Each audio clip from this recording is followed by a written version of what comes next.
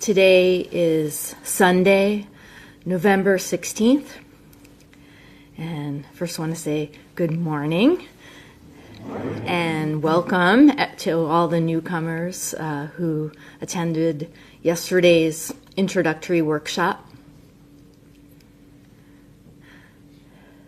This morning I'm going to talk about a saying about Zen practice that many of you have probably heard before. Actually, I think it appears on the homepage of our website.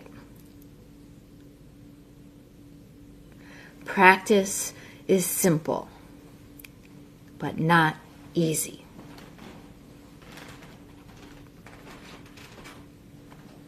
Simple, not easy. To some extent, this is the case no matter how long you've been practicing. In other words, it's not just something that applies to beginners. It's also true no matter how much or how often you sit, how many sesshin, which are our meditation retreats, how many sesshin you've been to. It's still very simple, radically simple, and yet not easy. And no one wants to hear this. What we really want to hear is that although it may be difficult in the beginning, that it's going to get progressively easier and easier here on out.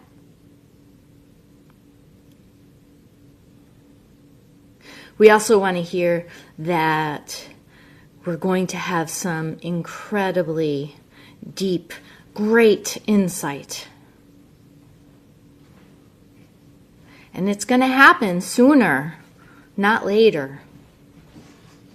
That is on our timetable. At which point we will no longer be troubled by anything that life throws at us.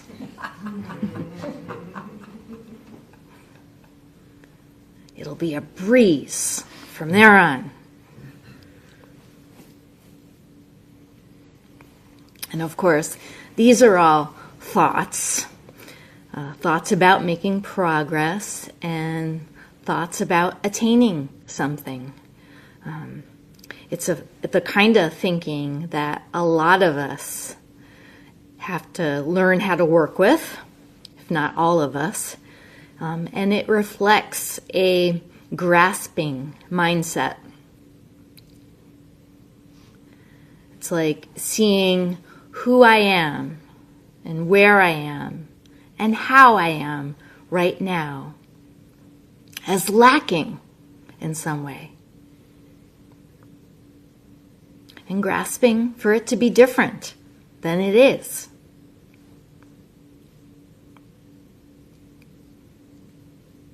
But actually what the Buddha taught was that it's not possible, it's not even possible for life to throw anything at us. There's nothing coming at us because we are it.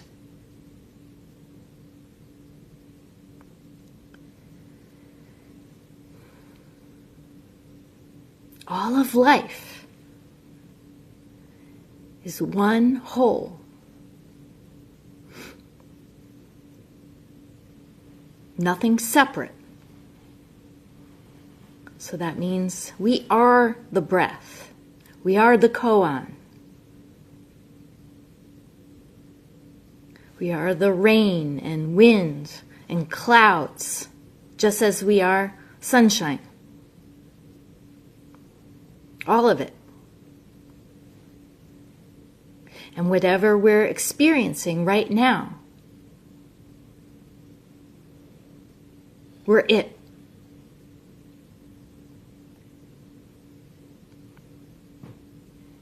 So how could such a simple truth be so difficult? So difficult to understand. There are many Zen proverbs and sayings from Zen masters across the ages about this simple truth.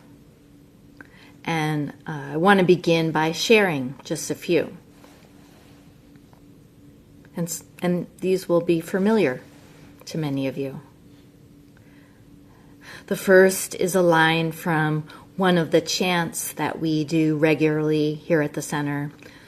It's called Affirming Faith in Mind by Sengsan.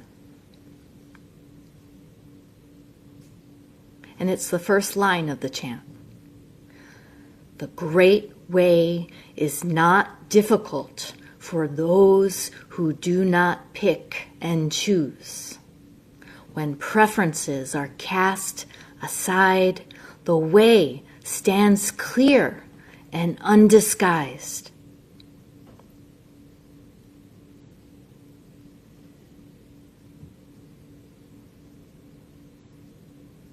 The truth is simple.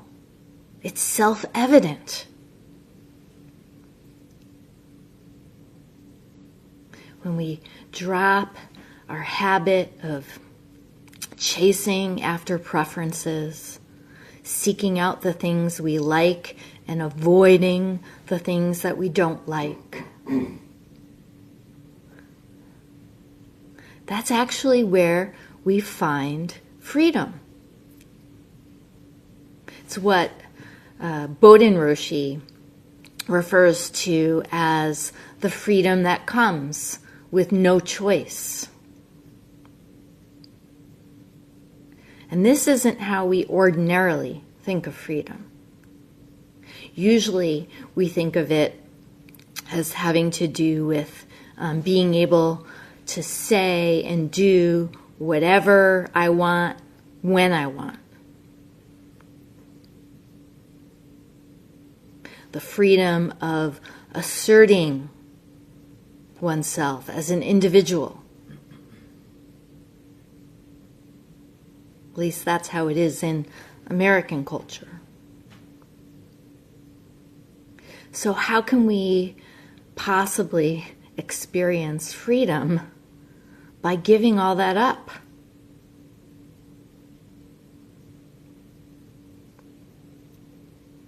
Well, it has to do with the difference between freedom to and freedom from.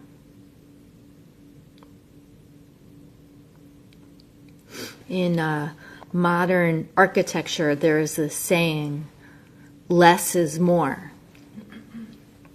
And it's an approach to design where when you remove any non-essential and ornate elements, the result is clear and clean, a purely functional structure and space that is bright and open. And the same can apply to our life, as in what's called minimalist living. Owning less stuff, eliminating clutter and excess. Just focusing on the bare essentials. And all of that can add up to having more time and more freedom and a more meaningful life. Also, a low impact life because you're consuming less, treading lightly.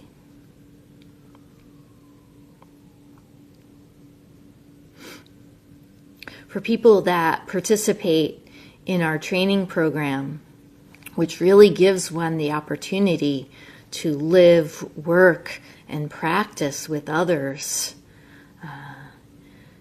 in an environment that is minimalist can be challenging, at least at first. It does involve giving up choices. It involves following the Zen Center's daily schedule instead of your own agenda. The focus is on sitting and work practice, in other words, practice on the mat and off the mat. And when it comes to work, as much as possible, one is assigned to do a very simple task, like routine cleaning,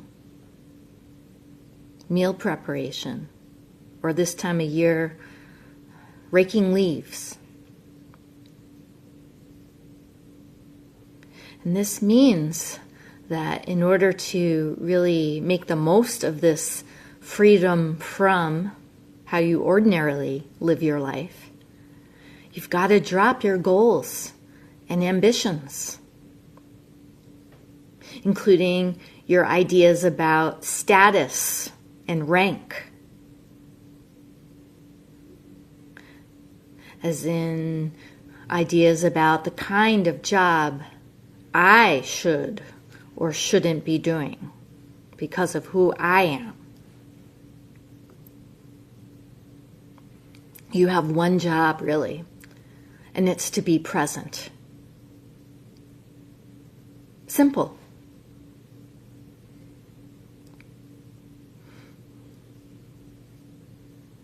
When we live this life of simplicity, what we can experience, possibly for the first time, is what it's like to have fewer complications. And along with that, fewer thoughts to grab onto.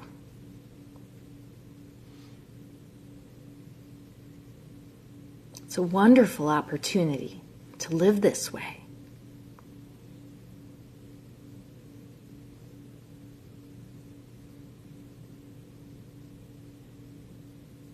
Everything's taken care of for you in this communal setting, making it easy for you to focus on your practice. And yet, not easy.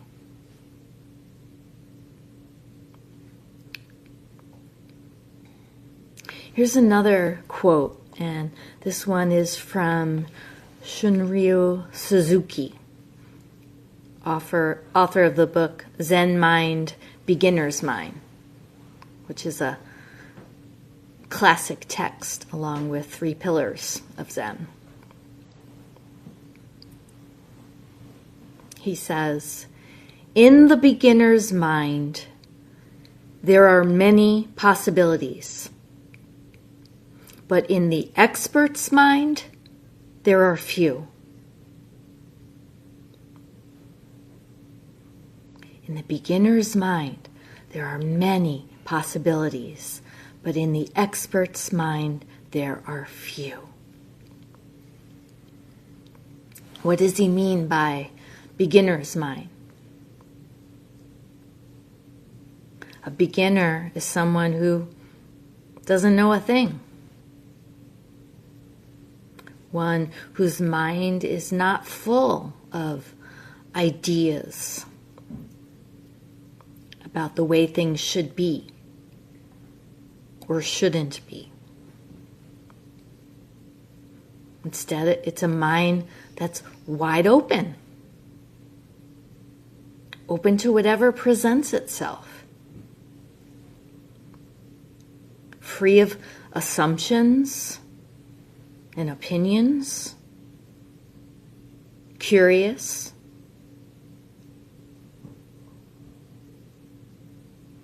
also ready to respond, and humble.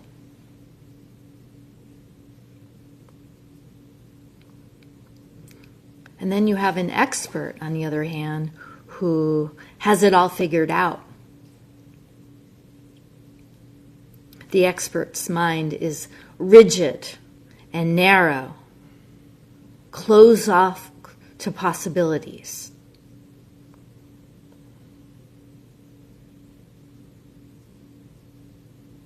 Not open to instruction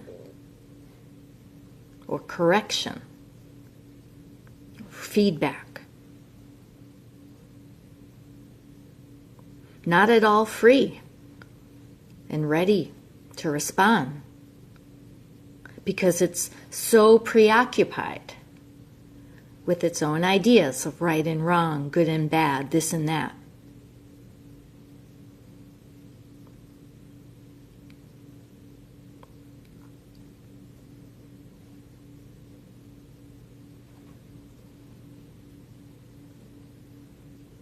So in doing this practice, what we're trying to do is really tap into our own beginner's mind, that which lies beneath thoughts.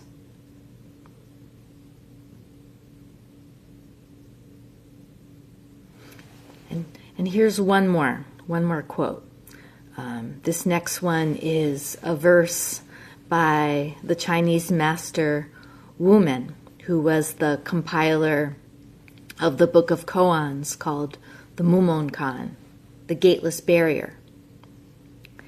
And this verse comes from a koan that's titled, Ordinary Mind is the Way, which itself is another way of understanding the simplicity of practice. Ordinary mind. Nothing special, nothing contrived, ordinary. And this verse, it's actually one of the most beautiful in the Mumonkan.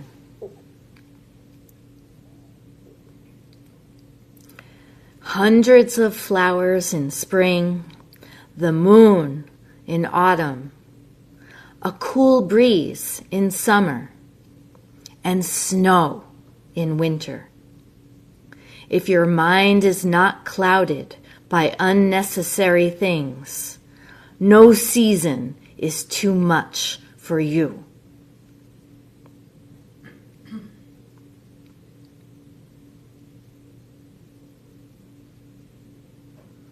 No season is too much for you if your mind is uncluttered. If it's free of attachments to ideas, concepts, things.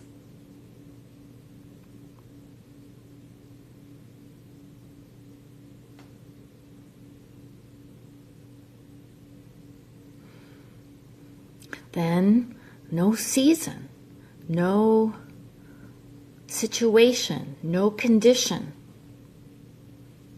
is too much for you.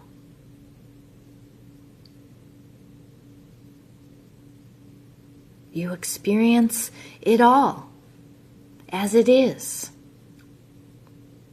not how you want it to be. And this too is freedom.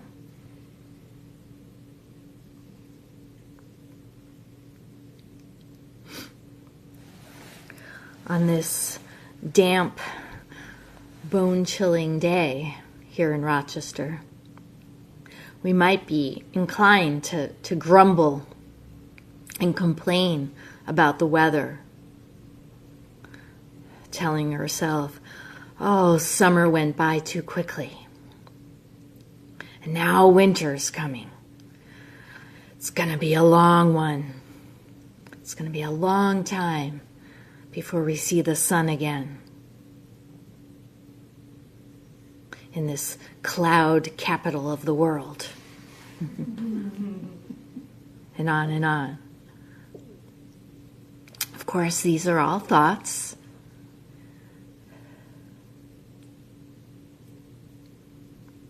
And clinging to them, it's actually not a problem that such thoughts come up.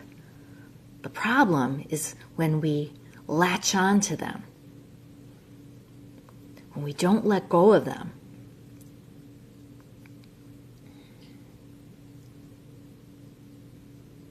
Ordinary mind is the way.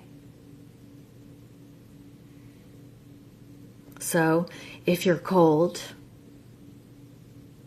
then just be cold. Simple.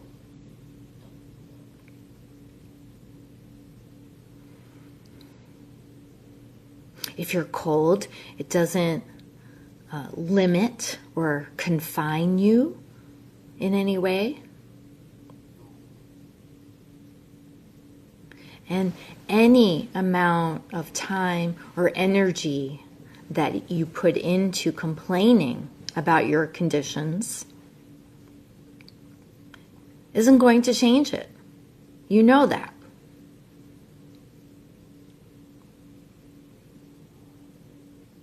We've all experienced this.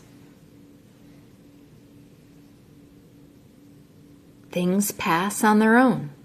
The weather changes, all on its own. Not because we're thinking about it.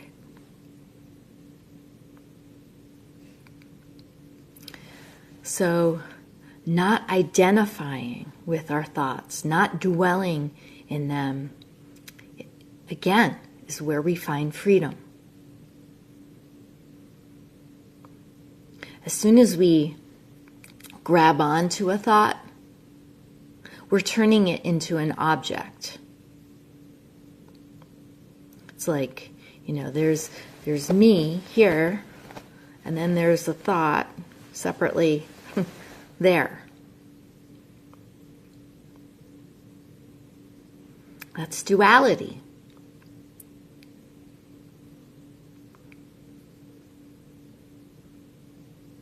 So we need to learn how to just let them be, rather than try to suppress them.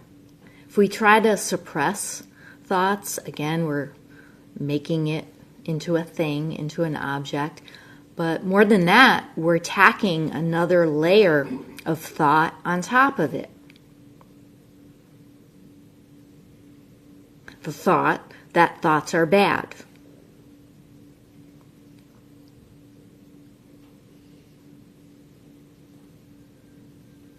And what makes this practice simple in terms of how we work with thoughts is all we got to do is leave them be. We don't have to do anything with them.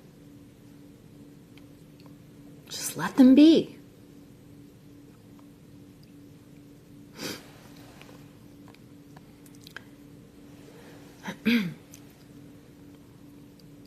There's another sense of simplicity of practice that I also want to point out.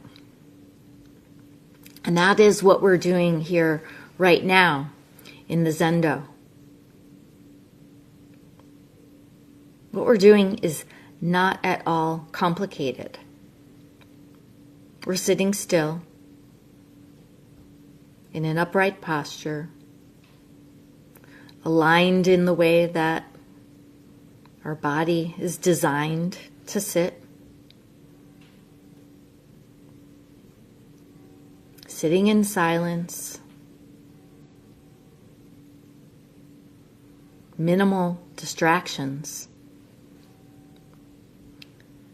And just tending to the breath, if that's your practice. Directing your attention to breathing. Something we do all the time, 24/7. We don't even have to learn how to do it. We just do it. There's no tips or special strategies to be learned. The same thing with the koan. Let's say you're working on a koan, such as, what is this? Or, who am I? These are very simple first koans. And you just absorb yourself in that simple question. And just like breath practice, it involves single, pointed concentration. The difference is that there's a question mark at the end of it, which invites wonder, curiosity, and doubt.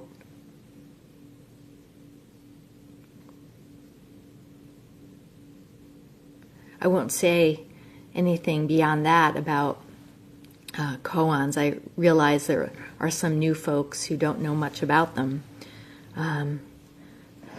But just want to make this point that whatever your practice happens to be, it is very simple and very straightforward. You sit, you breathe, you turn your attention to your practice.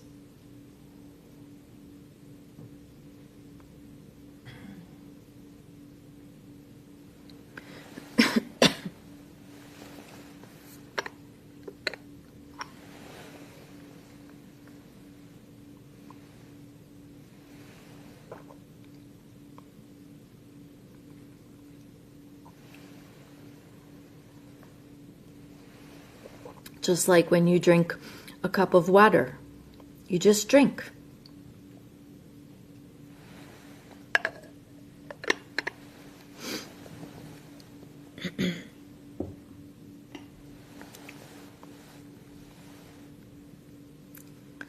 So it's so simple that there's no special technique that a teacher could offer to you. There's also no stages or steps involved to advance, to move forward. And there's no such thing as making progress in practice. This moment, right now, is all there is. And now it's gone.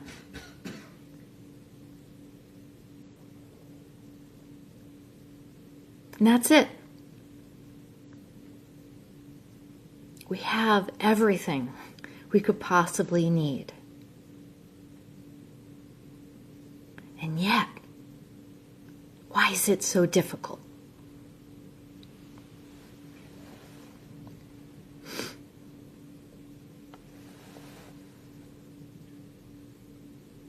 There's nothing we need to change. Each one of us has a body to practice in. We've received some basic instruction on how to do it. And sure, you might learn some new things along the way, like refining your posture, or learning how to relax the body while doing Zazen, which is very important. But as long as you're doing it, you're doing it. As long as you're making that effort, that's the practice. That's the practice working.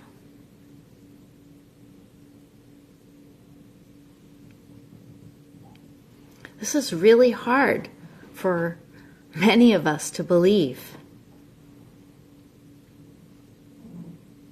I remember when I did my first workshop and sat here in this Zendo for the first time.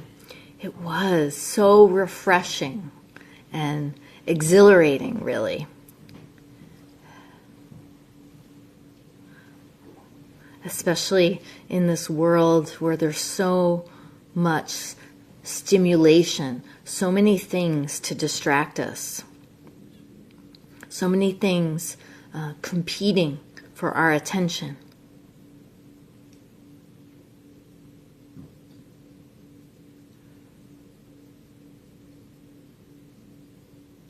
Who would think that just in sitting still, facing a blank wall, directing one's attention to the breath, that you could experience life in a whole new way?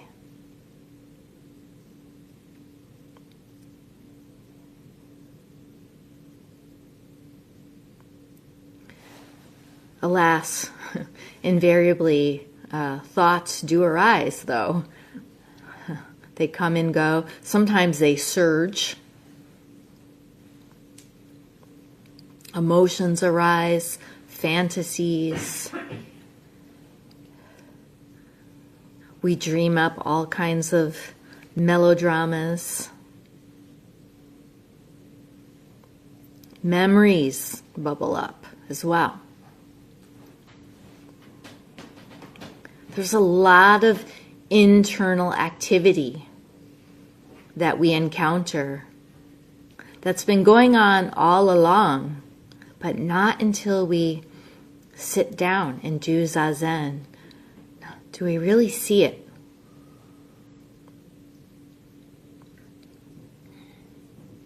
And it can feel like you're going into battle with it. And this is a big mistake. It's a mistake that not just beginners make, but experienced practitioners. Treating thoughts as if they're an enemy that need to be banished altogether. That only amplifies that feeling of confrontation.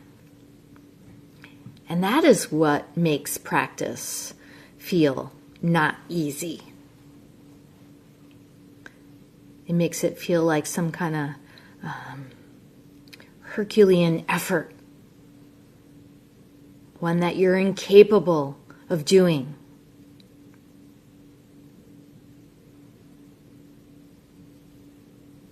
That effort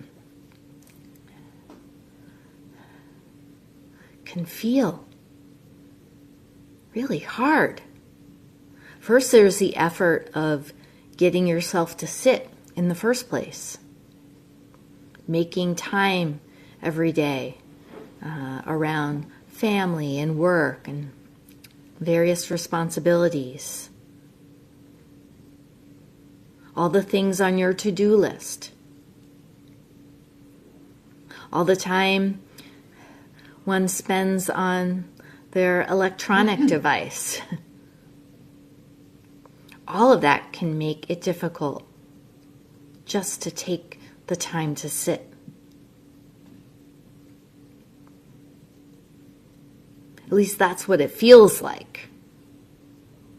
And that's the important word here, feel. It can feel that way, but is that how it really is? Where is that feeling coming from? Is that a feeling you should put your trust in?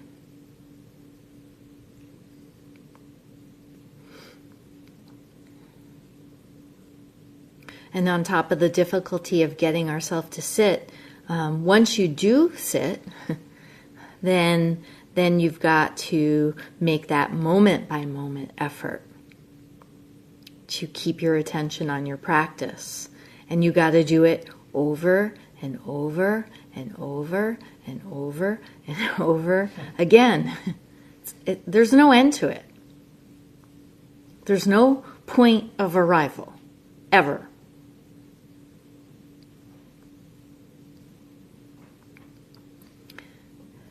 And so we find ourselves straining, and it shows up in our body. Our forehead gets wrinkled. We have tightness in the jaw and the neck, at the spine. Our body becomes rigid. Notice that. That's really helpful feedback. That's telling you that you're trying too hard, that you're grasping.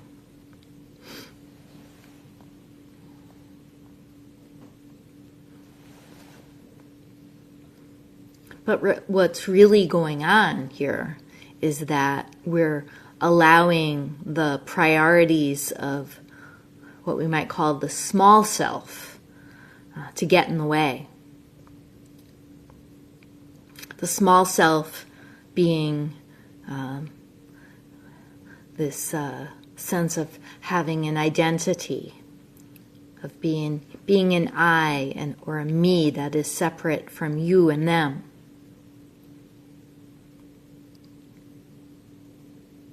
It's driven by ego, constantly trying to chase after what it wants.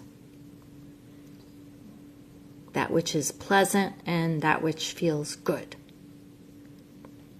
But there's this other self, and that's the big one. The one that can't be contained. It has no borders or edges to it. Can't be divided in two either.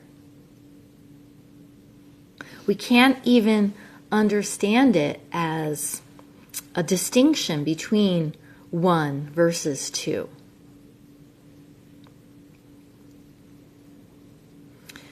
Here's how Roshi Kapleau put it. The truth is that everything is one, and this, of course, is not a numerical one. That's why we say our true self is no self. It's not two, and it's not even one.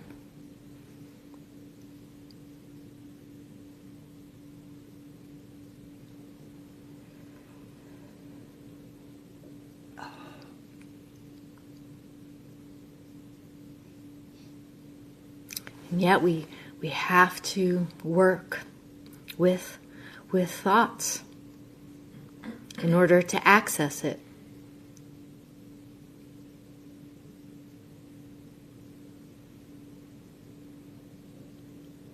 Even though this true self that is no self is one that we equally share, there's no exceptions to it. We still have to do this work.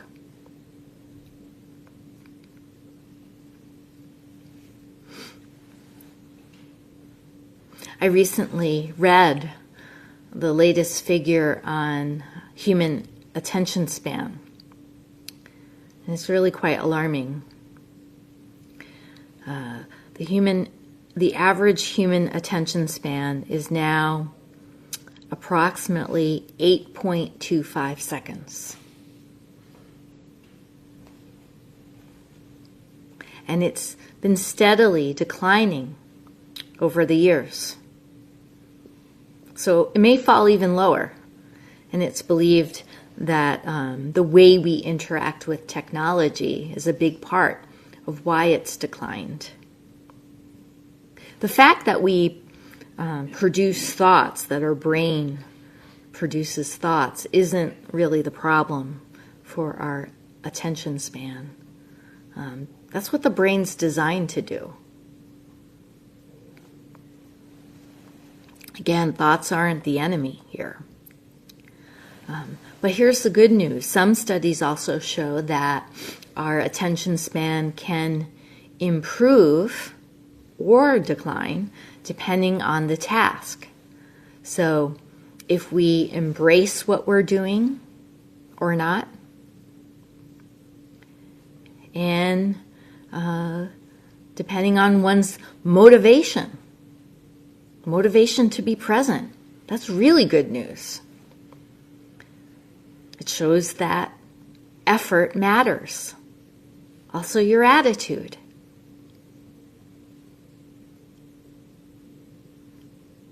But it needs to be effortless effort, without trying to make something happen.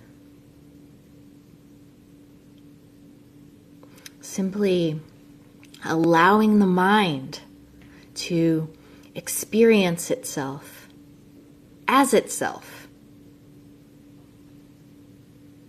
just as it is.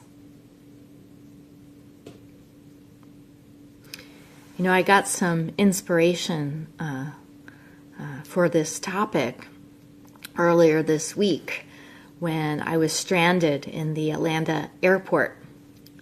I was on my way back from Mexico following a 7-day sesshin.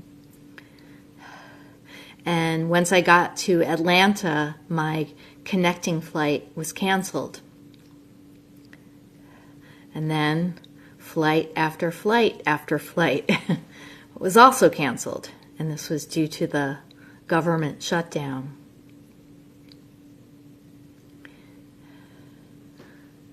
And I had a choice in that situation.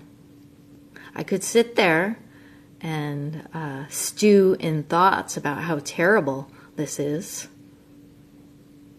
Or I could just be there. Just be there with the thousands of other passengers who are doing the same thing in this crowded, loud airport. It was a lot of stimuli to handle after a 7-day sesshin, and that's what made it especially difficult.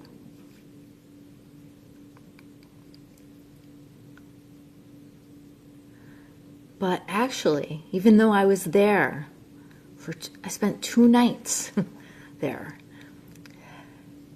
Even though that was the case, it was actually quite wonderful.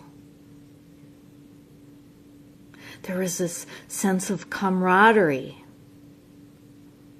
I met so many people, just random people, as I was waiting online.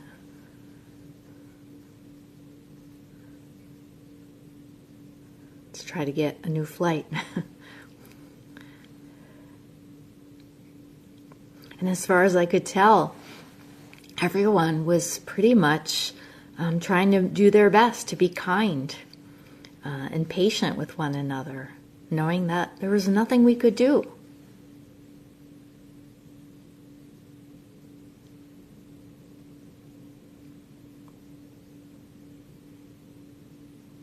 Just throwing oneself into the conditions that you're in makes it so much simpler.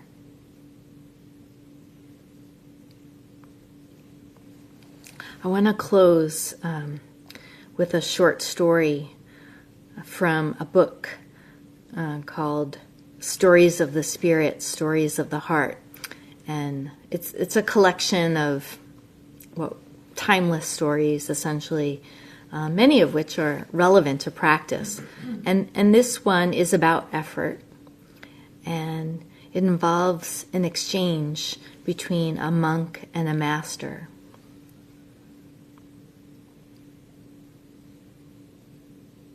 And hopefully it'll give you some perspective on how to understand effort as effortless. Okay, here it goes. One of the devotees in the temple was well known for his zealousness and effort. Day and night, he would sit in meditation, not stopping even to eat or sleep.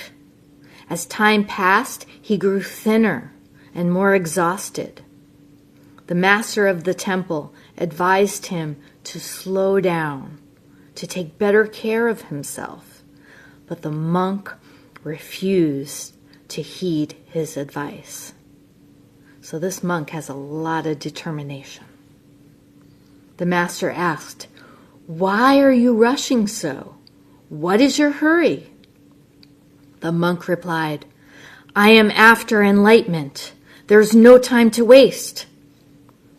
To which the master asked, how do you know that enlightenment is running ahead of you, such that you have to rush after it?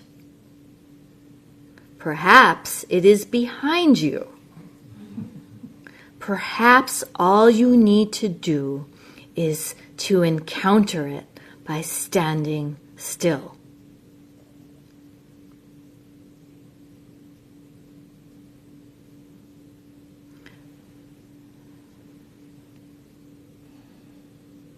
As we recited earlier from Hakuin, from the very beginning, going all the way back, all beings are Buddha. It's not far off in the future. It's not at a distance from where we are right now.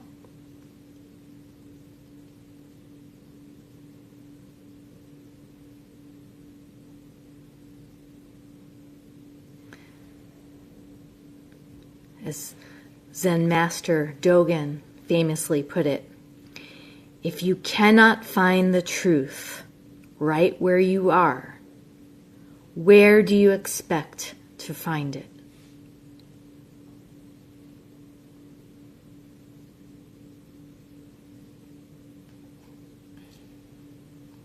We'll stop here and recite the 4 vows.